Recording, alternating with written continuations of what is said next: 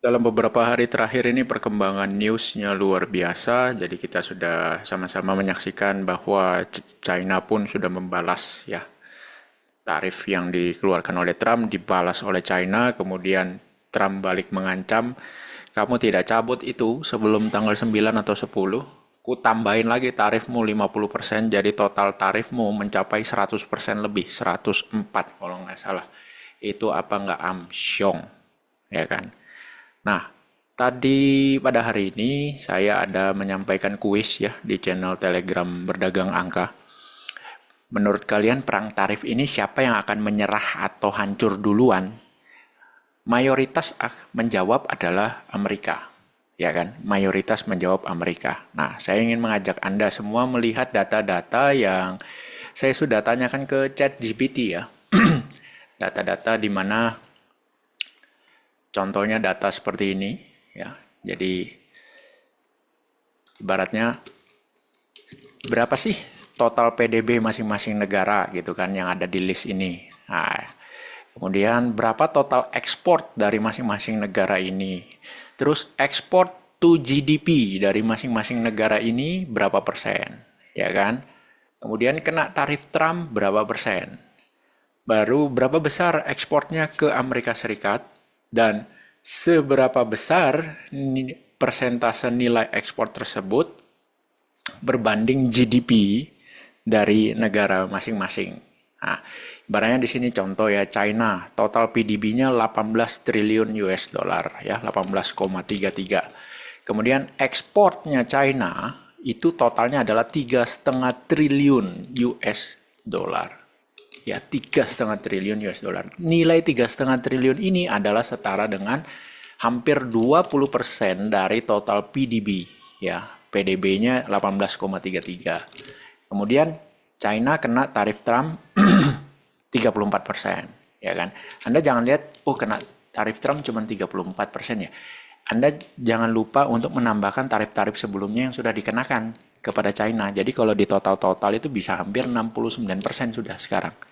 Ya, 60-an%. Makanya Trump bilang kan, kalau saya tambahin lagi kamu 50%, habis kamu karena total tarifnya mencapai 100% lebih, gitu ya. Nah, kemudian ekspor China kepada Amerika adalah sekitar 400 miliar US dollar ya. Lalu berapa persen sih ini terhadap GDP? Sekitar 2,4% ya terhadap GDP. Jadi dari data ini kita bisa tahu bahwa yang terpukul itu adalah contoh Meksiko. Karena total ekspor Meksiko itu setara dengan 25 total ekspor Meksiko ke Amerika ya, itu setara dengan 25% GDP Meksiko. Tuh ya. Kemudian Vietnam, kenapa dia cepat-cepat langsung, oh ya bos, saya janji bos, saya akan nolkan tarif gitu kan. Nolkan tarifmu, barang-barangmu masuk ke Vietnam gitu kan. Karena total ekspor dari Vietnam ke Amerika Serikat itu setara dengan 32% GDP. Bayangin coba ya. Gede, Pak. Indonesia ekspor ke US hanya sekitar 1,6% GDP. Jadi kita masih bisa ya cari pasar lain lah. Jadi yang Pak Prabowo bilang ya saya setuju. Ya gampang lah tinggal cari pasar lain gitu kan. Jadi datanya itu ada gitu ya. Jadi kita bisa lihat dari sini dengan adanya data siapa yang kebakaran jenggot ya, Meksiko, Vietnam ya kan. Terus Kamboja, Kamboja juga akhirnya nyerah ya kan. Oh, karena Kamboja ekspor ke Amerika itu setara dengan 21% GDP-nya. Jadi dari sini bisa kita lihat bahwa siapa yang duluan bereaksi itu karena sangat bergantung kepada Amerika, yaitu Vietnam dan Kamboja. Sesuai dengan yang saya infokan di channel Telegram Berdagang Angka bahwa dua negara ini duluan nyerah. Ya, ini kan Kamboja turunkan tarif, ya kan. Terus Vietnam juga bakal menghapus semua, ya kan gitu ya. Tapi apa yang terjadi? Kita lihat eh, market Vietnam hari ini tetap dibanting 6,4%. Jadi dia sudah turun ya dari sejak ditetapkannya tarif sampai dengan hari ini marketnya itu udah turun 13%. Hanya butuh 1, 2, 3 candle saja turun 13%. 3 candle saja. Ya, termehek-mehek ini. Ya. Jadi meskipun dia sudah ngomong kita janji kok kita akan nolkan tarifnya kan, tapi sama Trump bilang, saya nggak minta itu, saya nggak minta nolkan tarif bos. Tetap aja kan kamu ada import barrier, barang-barang saya kamu persulit untuk masuk ke sana, jadi percuma aja tarifnya nol. Nah gitu ya. Nah terus dari sini kita bisa lihat tadi siapa yang termehek-mehek, siapa yang kebakaran jenggot ya dengan tarif-tarif seperti ini. Jadi dengan data ini maka kita bisa tahu kenapa apa alasan si Vietnam sama Kamboja itu cepet-cepet langsung ibaratnya oh ya takluk gitu ya, karena itu tadi alasannya. Kemudian saya juga meminta data kepada ChatGPT ya.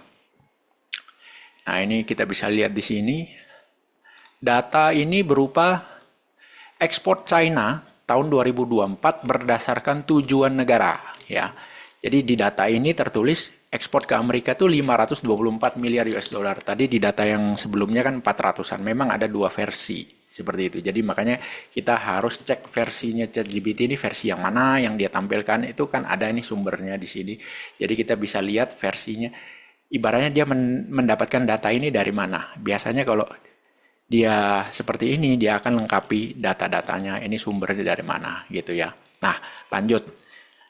Ibaratnya kita bisa nilai dengan data ini total ekspor China tahun 2024 tuh senilai 3,5 triliun US dollar dan 14%-nya itu masuk ke Amerika sebesar 524 miliar US dollar. Ke Hong Kong juga gede. Ya, wajar ya kan tetanggaan. Ke Jepang juga gede. Ke Korsel juga gede. Wajar. Karena spare part mobil itu lebih murah di China bikinnya. Jadi spare part itu diimpor dari China, di Jepang sama Korsel tinggal dirakit. Itu ya. Nah, Vietnam juga sama. Bahan mentahnya, ibaratnya bahan-bahan belum jadinya diimpor dari China, kemudian dibikin, dimanufaktur di Vietnam untuk menghindari tarif. Seperti itu. India juga sama, ya kan? Import nih. Terus nanti dibikin di India, karena biaya perakitannya kan juga murah.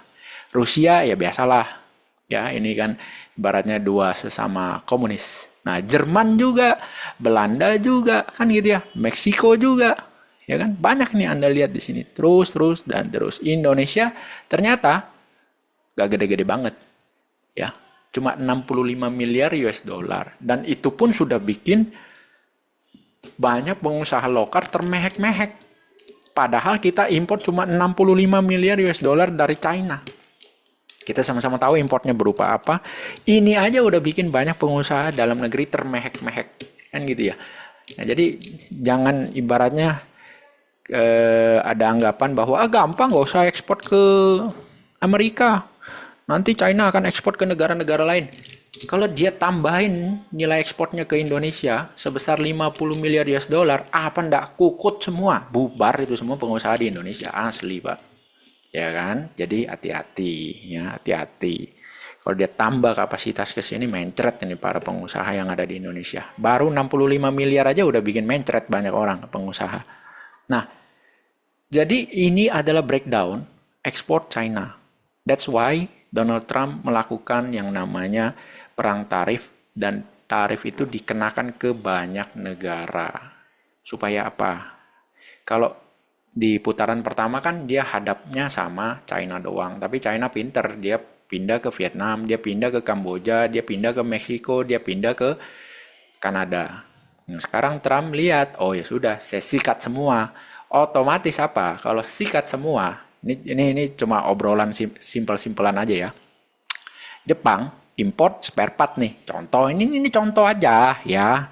Jangan dibilang oh enggak semuanya spare part. Nah, ini anggapannya aja semuanya spare part 157 miliar US dollar. Terus karena kena tarif 25% dari Amerika, maka barangnya nggak laku di Amerika. Apa yang terjadi? Yang terjadi Jepang akan mengurangi order ke China, betul enggak? Ya saya nggak perlu spare part sebanyak 157 miliar. Saya cuma butuh 100. ya kan? Anda bayangin kalau semua negara seperti itu. Oh ya, saya nggak butuh lagi sebanyak itu. Korsel juga, Hyundai nggak butuh lagi sebanyak itu, kan gitu. Samsung juga nggak butuh lagi sebanyak itu spare partnya. Apa yang terjadi? Yang terjadi adalah 3,5 triliun China akan dengan cepat menyusut nilai ekspornya. Ya kan? Yang jelas dia pasti hilang 500 itu karena ke Amerika Serikat udah jadi mahal barangnya, udah nggak masuk akal, ya kan? Nah, 500 di ibaratnya terus yang lain negara-negara yang lain total nyumbang katakanlah 750, udah 1,25 triliun US dollar, hampir sepertiga. Apa nggak batuk-batuk tuh ekonomi? Kan seperti itu. Nah, jadi ini data saya minta ke ChatGPT.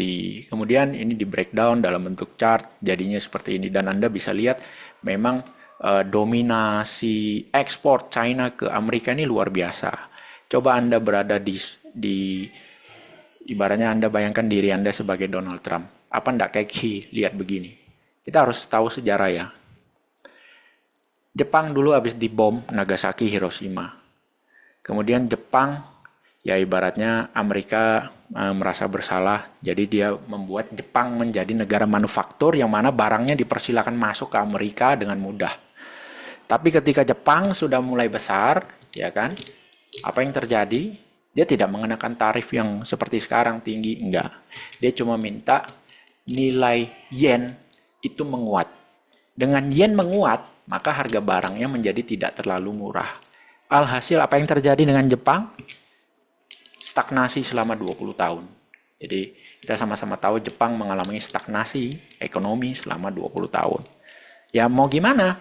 Ibaratnya itu kan suatu bentuk atau suatu cara dari Amerika Serikat untuk ibaratnya ngasih kesempatan lah kepada suatu negara, atau ibaratnya dia juga mau menebus dosa lah karena aku udah salah ya jatuhin bom nuklir ke tempatmu. Kan gitu ya.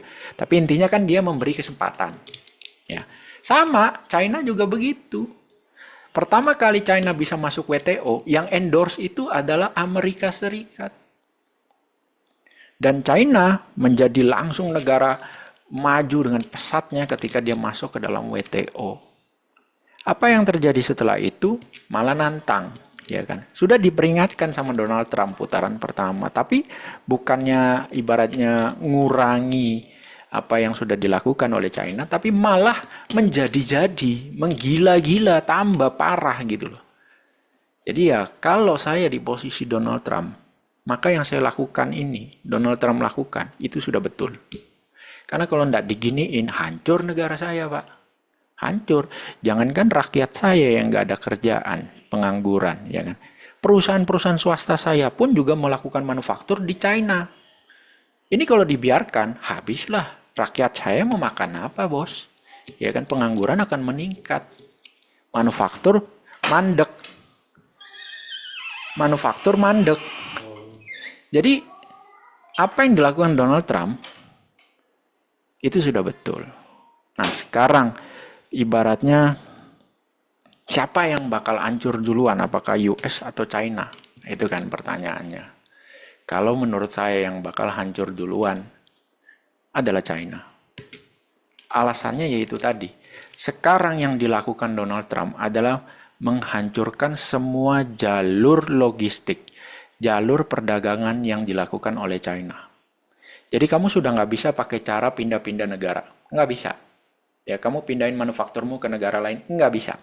Ya karena semuanya aku kenain tarif, semua yang aku defisit lawan negara tersebut, ku kenain tarif tinggi, ya kan, mencret dah. Otomatis kalau tarifnya udah tinggi, berarti mereka, negara-negara tersebut yang kena tarif tinggi ini, contoh Vietnam, ya kan, Kamboja, Singapura, Korsel, Jepang, apa yang terjadi? Ya barang mereka nggak akan bisa bersaing di Amerika Serikat. Ya jadi ujung-ujungnya mereka akan mengurangi pengambilan barang ke China. Itu satu. Ya kan, itu tujuannya Donald Trump. Ya. Terus yang kedua, Donald Trump selalu bilang, yang mau nego silakan, ya kan. Dan sekarang ini sudah mengantri negara-negara yang mau melakukan negosiasi. Sebelum saya lakukan tarif seperti ini, tidak ada satupun negara yang mau negosiasi. Padahal saya udah ngajak, ayo dong negosiasi, kita ini gimana ini defisit saya terlalu besar terhadap negara kamu. Nggak ada yang mau gubris. Nah, otomatis mau nggak mau, coba tempatkan diri Anda di posisi Donald Trump. Apa yang dilakukan sekarang adalah memaksa negara-negara yang tidak mau negosiasi itu. Akhirnya menjadi negosiasi dong dengan Donald Trump. Kira-kira pada saat negosiasi, apa yang akan diminta sama Donald Trump ke negara-negara tersebut? Karena kita sama-sama tahu Vietnam sudah berjanji akan menolkan tarif masuk barang dari Amerika, tapi dilepeh sama Donald Trump. Enggak, gue nggak mau itu. Percuma kamu kasih nol, tapi barang saya tetap ada halangan, ya, non tarif barrier, ya. Jadi percuma kalau dinolkan, tetap aja saya akan defisit. Menurut saya ada dua pasal penting yang akan diajukan oleh pihak Amerika Serikat kepada negara-negara yang melakukan negosiasi ini. Yang pertama, simple. Contoh ya, misalnya dengan negara, kita bisa lihat di sini ya, defisit. Kita paling gampang aja, kita ke negara ini dulu ya. Kan yang kena tarif itu Korsel, mana itu Jepang, Korsel, misalnya dengan Korsel. Dengan Korsel tarif 25%, berarti kan defisit dengan Korea Selatan itu 50%. Kan gitu ya, ini kan dibagi dua dari persentase defisit. Jadi, poin pertama adalah Donald Trump akan bilang, ya mungkin tidak exactly tepat seperti yang saya katakan, tapi secara konsep mungkin akan sama. Pertama adalah potong defisit anggaran defisit perdagangan saya dengan kamu yang tadinya 50%, kurangi menjadi 25%. Nah, supaya defisit ini bisa berkurang berarti kan hanya ada satu jalan. Ya kan? Sebenarnya ada dua jalan, mengurangi ekspor ke Amerika Serikat, Korsel mengurangi ekspor ke Amerika Serikat, yang mana itu akan mematikan industri yang ada di Korsel, karena mengurangi ekspor ke Amerika Serikat berarti mengurangi demand, mengurangi growth, ya kan? Karena daya beli Amerika itu begitu besar. Nah, berarti yang paling gampang adalah membeli produk-produk Amerika lebih banyak, ya kan? Supaya defisitnya yang tadinya 50% menjadi hanya separuh. Sisa 25%. Terus rewardnya apa dong? Nah, kalau saya jadi Donald Trump, kalau kamu bisa potong defisit ini menjadi separuh, maka tarif yang saya kenakan ke kamu sebesar 25% akan saya hilangkan. Tarif ini kan 25% adalah tarif tambahan dari tarif-tarif yang sudah ada sebelumnya. Amerika tuh ngecas nggak terlalu gede kok, ya kan? Ini 25% adalah tarif tambahan. Kalau kamu bisa cut defisit sisa separuh, saya hilangkan 25% tarif tambahan ini. Itu yang pertama. Jadi ibaratnya secara otomatis kalau kamu bisa cut defisit, kamu beli barang dari saya lebih banyak, sehingga defisit yang 50% saya dengan kamu menjadi hanya 25%. Saya hilangkan ini tarif 25%. Itu yang pertama. Ya kan? Yang kedua, ini yang lebih galak. Kalau yang pertama gampang, ya kan? Kayak kita nih contohnya Indonesia, gampang tinggal beli gandum aja dari Amerika Serikat. Kan kita sekarang beli gandum itu kebanyakan belinya di Australia, belinya di Eropa Tengah, yang ibaratnya Eropa Timur atau Eropa Tengah itu yang Kazakhstan, Uzbekistan, pokoknya yang ada tantannya itu banyak gandum di sana. Ya alihkan aja beli di Amerika Serikat, memang lebih mahal harganya. Kan gitu. Itu contoh sederhana ya, contoh sederhana. Nah, ini cara yang pertama ya, cut defisit separuh. Itu masih lunak, ya kan? Kalau cara yang kedua lebih keras. Ya, lebih keras. Kamu nggak usah cut defisit, nggak usah bos, nggak usah cut defisit. Ya, nggak usah. Kamu nggak usah beli gandum saya, kamu nggak usah beli mobil saya, kamu nggak usah beli peralatan migas dari saya. Ya kan, kita sama-sama tahu lah kontraktor Halliburton contohnya. Halliburton itu ibaratnya kalau kita dapat kontrak di Halliburton itu sudah tertulis di sana kita harus pakai produk-produk Amerika. Ya kan, itu jelas ya kan. Sama aja lah kayak kita dapat, ibaratnya kita dapat pendanaan dari Cungkuo mau buka pabrik di sini. Syaratnya kan cuma dua. Ya kan, kamu mau uang saya berarti kamu harus pakai barang saya dan orang saya, kan begitu. Jadi sebenarnya sama, siapapun itu mau Amerika, mau Cina, sama. Pakai barang saya, pakai orang saya. Cuma kan Amerika pakai barang saya yang paling penting. Orang saya lu mau pakai nggak pakai juga nggak apa-apa. Contohnya apa? Chevron. Chevron itu udah lama di Indonesia, ya kan? Tapi sekarang udah banyak yang di-cut. Barang harus pakai produk Amerika. Tapi orangnya harus pakai nggak? Enggak, paling 1-2 biji doang ekspatriatnya, nggak banyak. Nggak seperti kayak pabrik-pabrik nikel di Sulawesi, di mana kita bisa lihat terlalu banyak karyawannya yang dari orang China, ya kan? Kalau Chevron, Anda bisa lihat sendiri yang kerja-kerja di migas deh, pasti tahu. Bule-bulenya ada, banyak nggak? Enggak. Paling posisi-posisi penting doang. Sisanya orang lokal, orang Indonesia. Ya justru ada transfer ilmu kan, kalau Amerika. Kalau Cina enggak. Barang saya, uang saya, orang saya, pakai semua kalau lu mau. Ya kan? Kalau enggak ya udah gua nggak jadi invest gitu. Jadi cara kedua yang lebih jahat ini kalau seandainya Trump menjadikannya syarat untuk negosiasi adalah contoh ya, Korsel, kamu kan ekspor mobil ke saya, ya. Nah, saya akan cek komponen mobilmu. Ya, tidak boleh ada dua macam ini di dalam komponen mobilmu. Yang pertama, barang ini tidak boleh diekspor oleh perusahaan Korea Selatan, ya, tempat Korea Selatan, yang dimana di situ terdapat China punya saham di perusahaan tersebut. Ya, China punya saham di perusahaan Korsel, walaupun spare part-nya tidak dari China, saya tolak, nggak boleh mobilnya masuk ke Amerika. Ya. Yang kedua, tidak ada saham China di dalam perusahaan yang ada di Korsel. Tapi spare part-nya, under deal-nya semua, ya kan? Sebagian besar beli dari China, nggak boleh masuk. Ayo, mati nggak tuh China kalau digituin? Mati, Pak. Kalau kamu bisa lakukan ini, kamu ekspor mobil ke Amerika, di mana di dalam, ibaratnya contoh di dalam Hyundai, ya ini Hyundai ekspor mobil ke Amerika kan, Hyundai tidak dimiliki oleh orang China. Orang China nggak ada saham di dalam Hyundai, misalnya gitu kan. Yang mayoritas ya, kalau ibaratnya selembar dua lembar dibeli sama trader dari China ya itu enggak lah. Mayoritas ya, board sampai bisa punya kursi di board of director, ya itu ibaratnya dalam jumlah besar. Kalau itu nggak ada, dan spare part-nya juga tidak ada ambil dari China, silakan lu ekspor ke Amerika Serikat, tarif saya hapus. Langsung saat itu juga. Ya, masalah yang defisit tadi itu antara you sama gua, enggak, saya nggak minta di-cut separuh, enggak.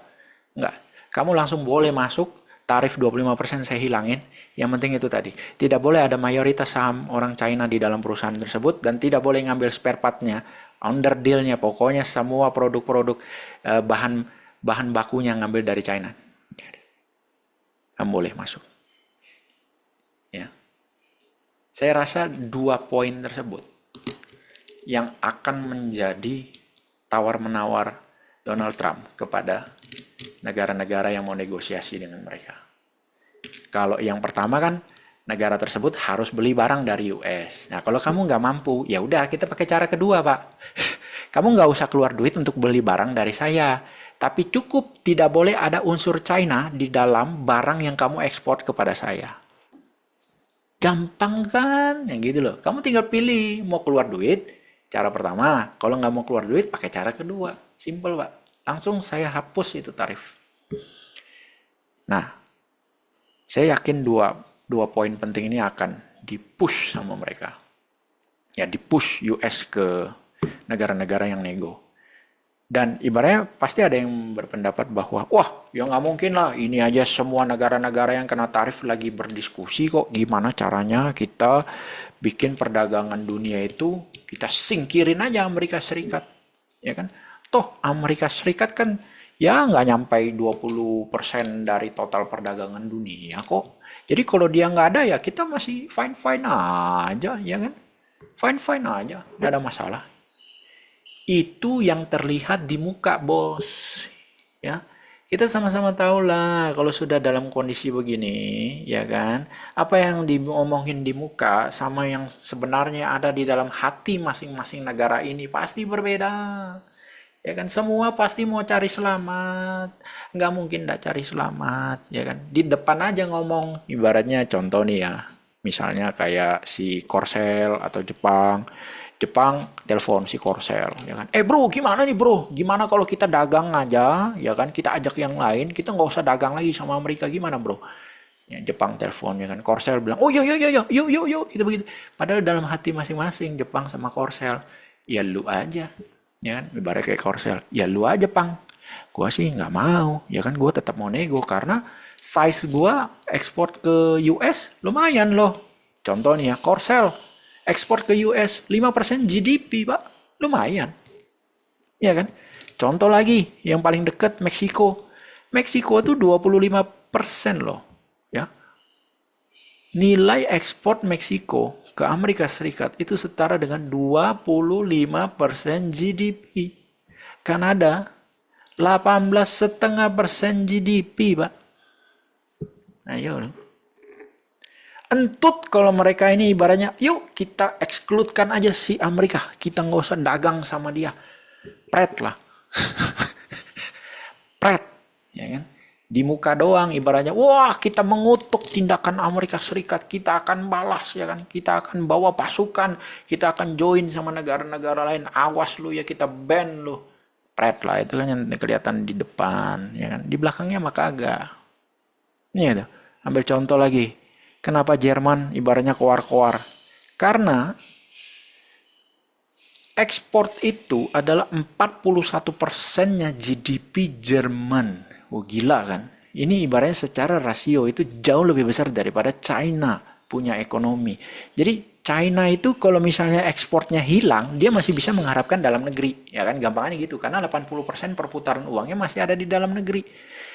Sedangkan Jerman kalau ekspornya sampai hilang, dia cuma bisa ngandalin 60%. Gitu ya, paham ya? Jadi Jerman ini betul-betul mengharapkan ekspor. Dan kalau 3,4% GDP-nya hilang, yaitu 3,4% adalah besaran nilai ekspor to GDP-nya Jerman. Ya, nilai ekspor dia ke US. Itu besar itu. Lebih besar daripada China. China itu hanya 2,4% nilai ekspornya to GDP-nya China. Ya. Sedangkan Jerman ekspor barang ke US itu setara dengan 3,4% GDP-nya Jerman. Makanya kebakaran jenggot, bos. Sampai ngancem-ngancem, awas lu ya gua balas lu gini. Itu, jadi kita bisa ngelihat nih para pemimpin negara mana yang keras sekali, mana yang tiba-tiba kebakaran jenggot, mana yang santai-santai aja ya kan, mana yang aduh panik gitu kan, cepet-cepet langsung diturunin jadi nol. Dari data ini kan kalian langsung bisa lihat, ya kan, terlihat jelas. Singapura itu cuma kena 10% tarifnya. Ya kan, santai dia, tapi ya perdana menterinya ya ngebacot kemana-mana, inilah itulah, merusak tatanan perekonomian dunia. Alah, itu mah tampilannya doang ya kan. Secara di belakang layar juga gua mah nggak peduli kalau kena 10%, mah itu sama kayak mengirim barang ke Indonesia kena PPN 10%, yang bayar juga bukan gua transferin aja, ibaratnya gua alihkan aja biaya ini, kan yang bayar juga konsumen pada ujung-ujungnya kan gitu. Tapi tampilannya kan, wah kita tidak setuju dengan langkahnya Trump, ini merusak tatanan dunia. Pret lah. Aslinya mah Singapura juga tahu diri, siapa yang ngelindungin dia selama ini kalau bukan Amerika Serikat. Ya kan? Tapi ya tetap dua muka, Pak. Begitu. Jadi kalau menurut saya, dalam waktu dekat kok, kita akan tahu siapa pemenangnya. Kenapa? Karena kepanikan yang terjadi ini, kalau kita nilai dengan fixed index, ya kepanikan yang terjadi saat ini, kalau kita nilai dengan fixed index ini kan ibaratnya Anda bisa menilai kondisi pasar saat ini itu panik atau enggak. Dari sini aja Anda bisa lihat. Kalau dibandingkan dengan ada shock terapi di tahun 2024 berbanding sekarang. Sekarang belum lebih mengerikan daripada 2024 Agustus nih ya. Terus kalau kita bandingkan dengan COVID, nah Anda lihat COVID fix indexnya mencapai 80-an lah ya, 85. Sekarang tertingginya fix index baru di 60. Anda bisa lihat jaraknya jauh sekali. Kenapa? Kok bisa sejauh ini? Ya simple. Waktu COVID, ya Orang yang tadinya kerja tiba-tiba nggak kerja. Berarti duit nggak ada kan? Oke. Sudah duit nggak ada, barang yang mau dibeli ada nggak? Nggak ada, susah. Mau keluar rumah juga susah. Kalaupun barangnya ada, harganya naik. Karena logistik lagi susah. Kan gitu. Jadi serba susah di COVID, serba nggak pasti. Sedangkan kalau sekarang, PHK sudah terjadi nggak? Enggak. Masih bisa keluar rumah dengan bebas nggak? Bisa. Masih bisa beli barang nggak? Bisa. Kalau yang barang dari China jadi lebih mahal, ya gue pilih barang yang dari, katakanlah yang dari Rusia misalnya, atau barang, ya kan kalau dari Rusia dikit lah ya, di Amerika kan karena kena embargo. Ya gue pilih barang-barang lain yang lebih murah, ya gampangnya kayak di Indonesia lah, kalau barang Unilever mahal, ya udah kita beli barangnya Wings, ya kan? Toh sabun sabun cuci bajunya kan ya juga sama, keluarin busa juga, sama-sama bersih juga kok. Kenapa harus maksa beli barang Unilever yang ibaratnya sudah lebih mahal? Ya gue pilih barang yang lebih murah lah, barangnya Wings gitu kan. Jadi uang ada, pekerjaan ada, kebebasan ada, masalahnya harga barang naik. Itu doang, tapi barangnya ada, bisa dibeli. Kalaupun mahal tinggal pilih lain, yang lainnya yang lebih murah. Ya simpel ya sedat. Makanya kepanikan yang terjadi saat ini terefleksi daripada fixed index. Ini nggak bisa bohong, Pak. Itu ibarat kepanikan saat ini tuh biasa aja, ya kan? Nggak separah waktu COVID. Oh jadi kalau gitu kita bisa rebound kencang dong, sama seperti waktu COVID. Nanti dulu bos. COVID bisa rebound kencang karena the Fed potong suku bunga. Ya, the Fed potong suku bunga bahkan hampir mendekati nol. Kalau dipotong seperti itu berarti minjem duit itu kosnya murahnya minta ampun. Makanya orang minjem duit untuk beli saham yang sudah terbanting-banting harganya. Kalau sekarang cost of borrowingnya sudah murah nggak? Enggak, masih mahal. Ya, cost of borrowingnya itu masih mahal. Ini kita bisa lihat dari US 10-year Treasury. Sekarang itu dia ada di angka 4,18. Waktu COVID angkanya berapa? Coba kita lihat ya. Nah, ini Anda bisa lihat nih.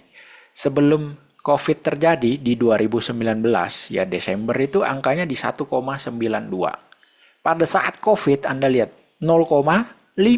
Jadi minjem ibaratnya bunga itu cuma 0,5%. Jadi ibaratnya kalau kita beli obligasinya Amerika Serikat cuma dapat bunga 0,5% per tahun selama 10 tahun ke depan. Siapa yang mau? Lebih baik gua minjem daripada gua invest ke US Treasury bond gitu loh. Ya, lebih baik gua minjem karena udah pasti minjem paling 0,75, paling banter 1% deh setahun. Murah kan? Makanya pada minjem US buat invest di ibaratnya startup. Makanya waktu COVID itu kan startup luar biasa tuh booming. Bang. Karena cost of borrowingnya murah. Sedangkan sekarang Anda lihat berapa nih? 4%. Jadi kalau ibaratnya Anda berharap akan rebound kencang dengan cepat seperti COVID, nanti dulu Ferguson. Nanti dulu Pak. Jangan ngayal dulu gitu ya. Kita mau rebound kencang, cost of borrowing money-nya ini masih mahal Pak, masih 4%-an. Trump tidak bisa memaksa The Fed untuk memotong suku bunga. Trump hanya bisa menekan US 10-year bond. Ya, menekan US 10-year yield. Dia tekan supaya cost of borrowing itu murah. Kalau masih begini, nah ini kan Anda lihat nih, kemarin dia mencoba untuk berada di bawah 4%, angka support ini ya, 4% itu kan support round number ya, support angka bulat. Begitu di bawah 4%, besoknya langsung rebound kencang. Tung, mantul begitu. Jadi Anda bisa lihat betapa susahnya untuk menurunkan cost of borrowing. Tuh. Jadi dari sini pun Anda bisa lihat bahwa sebenarnya kepanikan yang terjadi, ya itu tidak separah di COVID. Kenapa? Karena orang belum berbondong-bondong beli obligasi pemerintah US. Kalau orang berbondong-bondong beli obligasi, maka yang terjadi adalah yieldnya turun seperti ini. Ini orang berbondong-bondong beli. Ini kenapa turun di 2019? Karena orang merasa bahwa tahun depan itu akan terjadi resesi gitu ya. Kalau orang mengkhawatirkan akan terjadi resesi, maka apa yang dilakukan? Ya daripada gua pusing-pusing mau mikir invest apa, beli saham apa, ya percuma kan kalau ibaratnya kita akan terjadi resesi kan berarti kan laba bersihnya turun. Kalau laba bersihnya turun berarti dividennya turun. Daripada gua pusing, mending gua belikan aja obligasi fix, ya kan? Resiko juga nol. Ya kan, gue belikan aja di sini. Semakin banyak orang membeli obligasi, maka yieldnya, persentase yieldnya ini akan turun, Pak. Itulah resesi yang sebenarnya, ketakutan resesi yang sebenarnya. Sedangkan sekarang, ibaratnya semua pada berbondong-bondong bilang kan, Amerika Serikat bisa masuk ke resesi, Amerika Serikat bisa masuk ke resesi. Mana buktinya, Pret? Ngomong aja masuk ke resesi, masuk ke resesi. Ingat ya, bursa saham itu bukanlah ekonomi dan ekonomi bukanlah bursa saham. Jadi Pak Prabowo bilang, benar, saya dukung itu bahwa ya beliau tidak terlalu pusing dengan bursa saham lah, karena itu bukan ekonomi real. Ekonomi real itu adalah foreign direct investment ke beli tanah, bangun pabrik, apa segala macam. Itu benar, saya setuju. Tapi yang Anda perlu tahu juga bahwa bursa saham itu time horizonnya 6 bulan ke depan minimal. Jadi kalau beneran akan terjadi resesi 6 bulan ke depan, maka harusnya US Treasury bond ini yieldnya terjun bebas. Ya, terjun bebas. Jadi chartnya harus ke bawah. Makanya lu pantengin nih ya, US 10Y, lu pantengin ini di TradingView. Kalau masih di sini-sini aja, itu bullshit semua yang JP Morgan kayak Morgan Stanley kayak siapa Stanley itu ngomong prediksi kita akan terjadi resesi 60% peluangnya bakal terjadi resesi. Taek lah. Bullshit lah. Datanya tidak menunjukkan seperti itu. Ini saya ingatkan kepada Anda semua bahwa turunnya yield ini bukan karena COVID. Anda lihat ini sudah turun dari 2019. Sebelum terjadinya COVID itu udah turun dari 3%-an turun sampai di bawah 2%. Bahkan sebelum terjadinya COVID. Ya. Kenapa? Karena orang takut akan terjadi resesi gitu loh. Jadi ketakutan itu sudah terrefleksi dengan valid pada US Treasury Bond 10 year. Kalau sekarang, mana ketakutan itu, bos? Nggak ada, bos. Ya, resesi, pret lah. Jadi cost of borrowing-nya masih mahal. Simpelnya begini deh. Kalau you bunga 1% per tahun, you pinjam 1 juta US dollar, you invest ke startup, 10 tahun berarti lu harus bayar 10%. Kan gitu ya gampangannya ya, 1% per tahun. Kalau cost of borrowing-nya adalah 4%, you pinjam 1 US dollar, 1 juta US dollar, you invest ke startup, 10 tahun belum balik modal, lu mesti bayar bunga 4% per tahun kali 10, 40%. Mencret nggak lu? Ya kan? Apalagi waktu cuma setengah persen.